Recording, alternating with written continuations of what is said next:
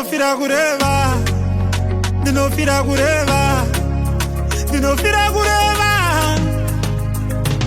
Kune vakuru vedu nhasi ndauya ndine mubvunzo, hatingazive ramangwana tisina kuziviswa ranezuro.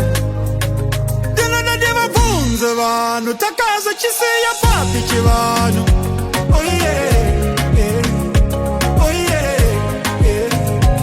Takanzi chetai mishonga, nyamba vari kungoda kutitonga.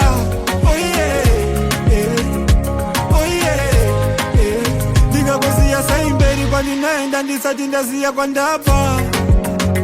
Kusairira mombe kumashanga usina kuiratidza danga. Nai vakuru vatarasika papi, vanoziya zvepasi chigare ndevapi? Tava kuziya nhoroondo dzevamwe, ko zvemhondoro dzedu isu zvakanyorwa papi? Mahomadi na Buddha, Chihindu chiJudha, ndizvo zvotofunda. Mashoko angu andirambe ndakapfunda. Ndinoda ndivabvunze vanhu, takazochisiya papi chivanhu?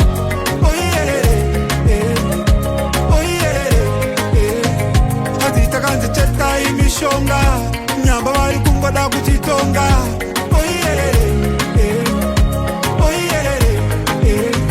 Kodai mambo tipadzidzo yedu, zvatakakubatira handi zvedu. Rega ndibvunze ikodzero yedu, takadzirasira papi tsika dzedu? Nekuda kwekudaro tava nhapa mupfungwa, zvambotisiya takadaro takabatwa muutsva.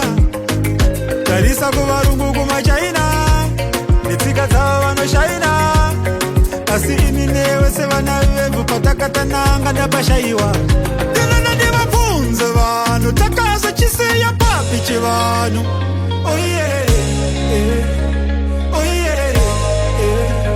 Hati takanzi chetai mishonga, nyamba vari kungoda kutitonga.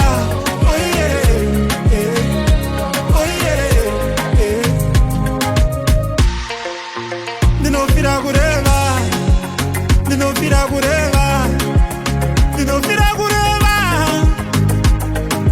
Kune vakuru vedu nhasi ndauya ndine mubvunzo, hatingazive ramangwana tisina kuziviswa ranezuro.